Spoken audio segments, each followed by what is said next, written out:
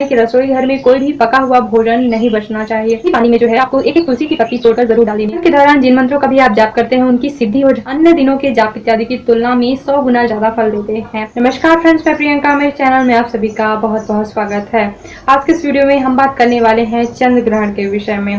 बुजुर्गों द्वारा बताई गई क्या पारंपरिक रीति का हम पालन करते आ रहे हैं चंद्र ग्रहण के समय पर, और शास्त्रों के अनुसार स्टेप बाय स्टेप बताऊंगी कि चंद्र ग्रहण के पहले हमें क्या चीजें करनी चाहिए, चंद्र ग्रहण के दौरान हमें क्या चीजें करनी चाहिए और चंद्र ग्रहण के बाद क्या चीजें हमें करना आवश्यक होता है, किन सावधानियों का हमें पालन करना चाहिए। तो सारी चीजें आज के इस वीडियो में हम कवर करेंगे। चलिए अब बात कर लेते हैं कि ग्रहण पड़ने के पहले हमें क्या क्या चीजें कर लेनी चाहिए।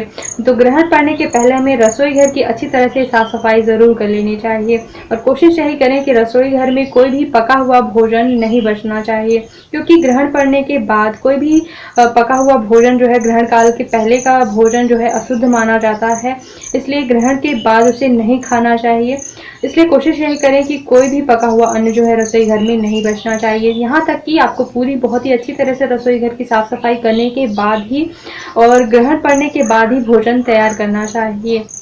और बाई चांस ऐसा होता है कि फिर भी आटा गूंथा हुआ रखा है तो उसको क्या करें, फेंक नहीं सकते। दही वगैरह रखी, बहुत सारे फ्रिज में ऐसे सामग्री खाद्य पदार्थ रखे होते हैं, उनका हम क्या करें, फेंक भी नहीं सकते। तो ऐसी स्थिति में आपको क्या करना चाहिए कि आप तुलसी के पत्ते तोड़कर और सभी खाद्य सामग्री में आपको एक एक तुलसी की पत्ती अवश्य डाल देनी चाहिए। तुलसी की पत्ती डालने से आपकी खाद्य सामग्री अशुद्ध नहीं होगी, आप उसका सेवन कर सकते हैं। तो तुलसी की पत्ती सभी में डाल दें। साथ ही साथ एक और काम आपको क्या करना है कि आपके घर में जो भी पानी वगैरह हो, पीने का पानी, तो सभी पानी में जो है आपको एक एक तुलसी की पत्ती तोड़कर जरूर डाल देनी चाहिए।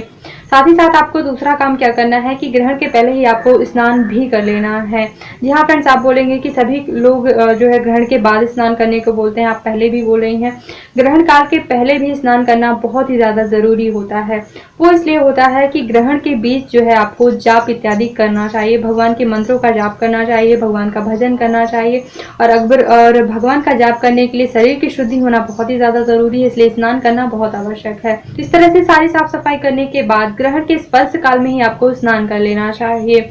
और स्नान करने के बाद अब जब ग्रहण पड़ना शुरू हो जाते हैं तब आपको क्या करना चाहिए, जब आपके ग्रहण पड़ना शुरू हो जाते हैं तब आपको भगवान के मंत्रों का जाप करना चाहिए। आपके जो भी इष्ट देव हों आप उनके मंत्रों का जाप कर सकते हैं। आप भगवान भोलेनाथ का, माता दुर्गा का, विष्णु जी का, जो भी आपके इष्ट देव हैं आप उनके मंत्रों का जाप कर सकते हैं। इसके अलावा भी आपकी अगर कोई विशिष्ट मनोकामना है उसके लिए आप भी विशिष्ट मंत्रों का जाप कर सकते हैं। लेकिन एक विशेष बात ध्यान रखिएगा कि चंद्र ग्रहण में कोई नए मंत्र का जाप नहीं किया जाता है। जी हाँ फ्रेंड्स, आप जिस मंत्र का जाप पहले से करते आ रहे हैं उसी मंत्र का जाप आप चंद्र ग्रहण में कर सकते हैं। नए मंत्र को चंद्र ग्रहण के दिन ही शुरू नहीं करना चाहिए। आप जिस भी मनोकामना की पूर्ति चाहते हैं, आप कर्जे से मुक्ति चाहते हैं, संतान प्राप्ति चाहते हैं, घर बनवाना चाहते हैं, व्यवसाय इत्यादि, नौकरी लग जाए आपकी, ये चाहते हैं, तो इन मनोकामनाओं से जुड़े जो भी आपके मंत्र होते हैं आप उनका जाप कर सकते हैं, पाठ कर सकते हैं। जो भी आप चालीसा वगैरह पढ़ते हो, श्रोत वगैरह पढ़ते हो, वो भी आप पढ़ सकते हैं।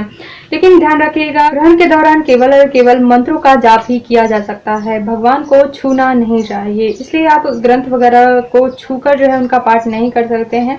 जो भी आपसे मंत्र इत्यादि आते हैं आप उन्हीं का मंत्रों का जाप कर सकते हैं। जो भी वो भी आप जिनका जाप पहले से करते आ रहे हैं उसी जाप को आपको चंद्र ग्रहण में करना है। सूर्य ग्रहण में आप नए मंत्र का भी जाप कर सकते हैं, लेकिन चंद्र ग्रहण में नए मंत्र का जाप नहीं कर सकते हैं। जो पहले से करते आ रहे हैं उन्हीं मंत्रों का जाप करना है। इष्ट देव के मंत्रों का जाप जरूर से जरूर करना है। सबसे पहले आपको, अगर जैसे आप जाप करना चाहते हैं इष्ट देव के मंत्रों का, सबसे पहले आपको गायत्री मंत्र का जाप कर लेना चाहिए, इसके बाद इष्ट देव के मंत्रों का जाप करना चाहिए। ग्रहण के दौरान जाप इत्यादि करना बहुत ही ज्यादा महत्व रखता है, क्योंकि ग्रहण के दौरान जो जाप इत्यादि किए जाते हैं वो अन्य दिनों के जाप इत्यादि की तुलना में 100 गुना ज्यादा फल देते हैं। आपके मंत्रों की सिद्धि होती है, इसलिए जरूर से जरूर मंत्रों का जाप जरूर करना चाहिए, भजन करना चाहिए, भगवान का स्मरण करना चाहिए। इसके बाद अब बात कर लेते हैं कि ग्रहण के बाद हमें क्या करना चाहिए। ग्रहण काल के बाद स्नान और दान का बहुत ज्यादा महत्व होता है।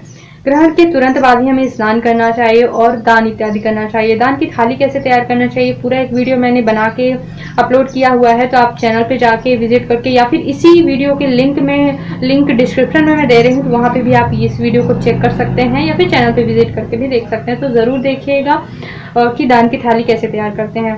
तो इसी तरह से अन्न दान की थाली तैयार करके और अन्न दान करना चाहिए। अन्न दान का भी बहुत ही ज़्यादा महत्व है, बहुत ही ज़्यादा पुण्य है। स्नान के लिए अगर आप नदियों में स्नान कर सकें तो इससे उत्तम कोई और बात होगी ही नहीं। और स्नान करने के बाद जो है आपको गंगा जल लेके सारी चीज़ों में आपको गंगा जल छिड़क देना चाहिए। जैसे कि वस्त्र इत्यादि रखे हो, जो भी आपके वस्त्र इत्यादि रखे हो, भोजन की सामग्री वगैरह रखी हो, उसमें आप एक बार फिर से जो है गंगा जल छिड़क दीजिए। पूजा घर में, रसोई घर में, सब जगह पे गंगा जल आपको छिड़क देना चाहिए। तो इस तरह से गंगा जल के छिड़काव के माध्यम से आप सभी चीज़ों का शुद्धिकरण कर सकते हैं। साथ ही साथ आपने जो तुलसी डाल के चीज़ें रखी हैं वो भी आप उपयोग में ले सकते हैं। अब बात कर लेते हैं कि ग्रहण काल के दौरान क्या क्या सावधानियां रखनी चाहिए, क्या क्या चीज़ें हमें बिल्कुल नहीं करना चाहिए। तो ग्रहण काल के दौरान हमें सोना बिल्कुल नहीं चाहिए, सोना वर्जित होता है। इसके अलावा मैथुन यानी कि संभोग नहीं करना चाहिए। ग्रहण काल के दौरान आपको तेल नहीं लगाना चाहिए, भोजन भी नहीं करना चाहिए। लेकिन ये सारे नियम गर्भवती स्त्री, छोटे बच्चे और वृद्धों पर लागू नहीं होते हैं। इसके अलावा गर्भवती स्त्रियों को जो है खुली आंखों से चंद्र ग्रहण नहीं देखना चाहिए, चंद्रमा को नहीं देखना चाहिए ग्रहण के दौरान। तो कोशिश यही करें कि गर्भवती स्त्रियां बाहर ही नहीं निकलें। इसका बहुत ज़्यादा कुप्रभाव पड़ता है गर्भवती स्त्रियों पर, तो वो बाहर ही उन्हें नहीं निकलना चाहिए। तो ये थी चंद्र ग्रहण से संबंधित विशिष्ट जानकारी। पूजा पाठ से संबंधित और भी वीडियोस पाने के लिए हमारे चैनल पर विजिट जरूर से ज़रूर करें। मैं हर पूजा से संबंधित वीडियोस मैंने अपने चैनल पर डाल रखे हैं, जैसे पूर्णमासी, एकादशी, वारों से संबंधित व्रतों की पूजा कैसे की जाती है। तो हमारे चैनल पर विजिट करके और वीडियो जरूर देखें। और अगर अभी तक आपने हमारा चैनल सब्सक्राइब नहीं किया है तो इसे सब्सक्राइब करने के साथ साथ बेल आइकन प्रेस जरूर कर लें। बेल आइकन पर प्रेस करने से मेरे आने वाले वीडियोस के नोटिफिकेशन आपको मिलते रहेंगे। वीडियो देखने के लिए बहुत बहुत धन्यवाद। ओम नमः शिवाय।